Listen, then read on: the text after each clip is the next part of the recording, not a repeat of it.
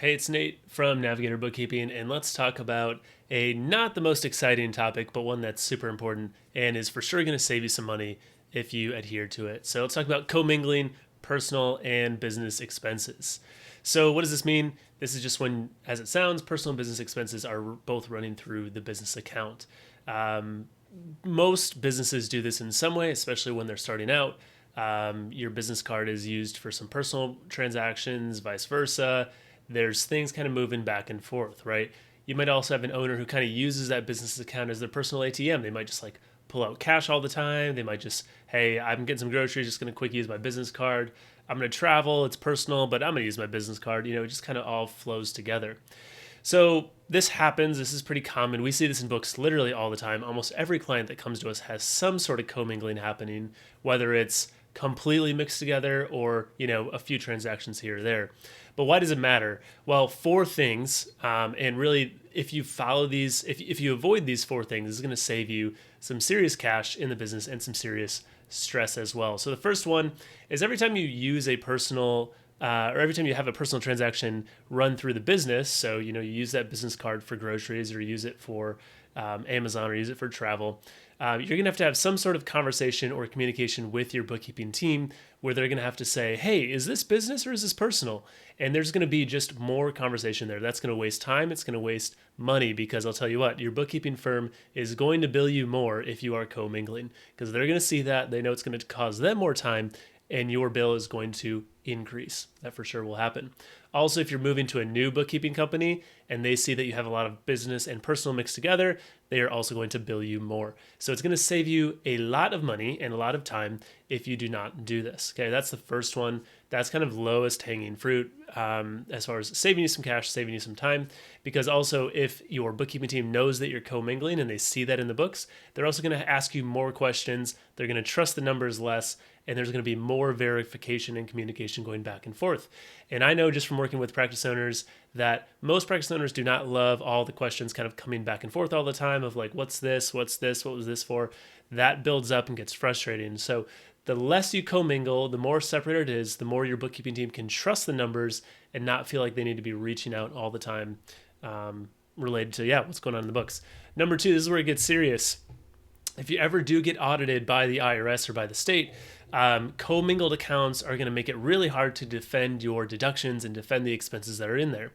If the IRS comes in and they see personal transactions mixed in with the business, they're instantly going to have their guard up and be more cautious, I guess, or severe in what they're auditing and how they're looking at it. Something that looked fine to a business that does not commingle, like some travel expenses, all of a sudden to them will now have a red flag on it. They'll be concerned about it, and you're going to get a lot more questions. It's going to be a lot harder to defend the deductions and the expenses that you have. So an audit is going to be much more of a nightmare, always a nightmare, but it's going to be a lot bigger of a nightmare because the IRS is going to be so much more curious and cautious with what they're doing. Number three, it creates a risk to your LLC. When you create an LLC, it creates a corporate veil. That means that it separates your personal life from your business life, personal liability from business liability. There's a corporate veil there. Think of it as a wall, or a veil, I guess. Veil just seems so flimsy, but a wall between them where if the business gets sued, technically you should be safe on the personal side and vice versa. But if you're commingling, we have what's called piercing the veil. That means that the veil is broken, it's pierced. So now liability on the personal side can affect you on the business side. On the business side can affect you on the personal side. And that's all because you're basically running those two things together by running expenses from business to personal and from personal to business. So don't mess with the corporate veil. Keep the business, keep the personal separate, and make sure that you are protecting yourself, protecting your business, and that liability is in those two different camps there. Finally, and this is probably just the most realistic and useful one here, audits don't happen super often. You're not going to get sued super often, but this one comes up all the time. If you're running personal transactions through the business, your profit and loss is going to be inaccurate. The data that you're looking at, the numbers that you're looking at with your bookkeeping team, your consulting team, no longer are as useful as they could have been because you have all these personal transactions in there. We could have been saying, hey, your operating expenses are 15% of revenue. This looks really good. But now that we have personal expenses in there, it's like, well, what does that actually mean? Where are your expenses actually? Or we could be saying your expenses are actually really high. You need to cut expenses, but it's just some personal expenses in there kind of messing with it, right? So we all of a sudden have this situation where you can't really trust the numbers in the same way.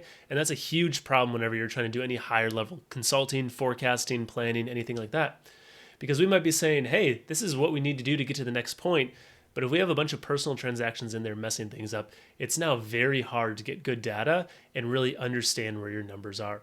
So those are the 4 reasons. Just to review them real fast, you're going to basically have to pay more for your bookkeeping because your bookkeeping firm's going to have to do more work. They're going to have to communicate with you more. You're going to get a lot more emails. Number 2, if you do an audit, it's going to get way more complicated, and the IRS is going to be more likely to find more things that you are not able to deduct. So that's going to create a huge cost for you. Number 3, you're losing the corporate veil protection. So your liability protection that you got when you set up an LLC is no longer there if you're commingling. And number 4, your profit and loss is now inaccurate, and it's a lot harder to do higher level consulting. So those are the things to be aware of on that. There's more we could get into as far as, how else the IRS would look into this, more red flags, things like that. But here's what you really need to do. Keep separate checking accounts, keep separate credit cards. Business checking, business credit card, personal checking, personal credit card. If you're like me and you love credit card points, great. You can get a lot of credit cards on either of those sides, but like personal, business, keep them separate. Okay, that's the easiest one and the most powerful one just on this, right? Number 2, if you accidentally use the wrong account, right? I've done this before. I remember for some reason I went to Wendy's, I was buying a Frosty. I, for some reason, gave them my business card accidentally. Now I bought a Frosty on my business card. Not a big deal. What you do, talk to your bookkeeping team, let them know. They will take care of it. It's not a big deal, but you need to communicate that. If you don't communicate that, they're going to have to dig through and find it later. So if you accidentally use your business card at Wendy's, just let them know. And number 3, review your numbers regularly. We do this with all of our clients every month, but you should have some sort of regular review of the numbers where you're looking at all of the transactions, making sure that all the transactions in the business are business related. Anything that's personal gets separated out as a personal expense.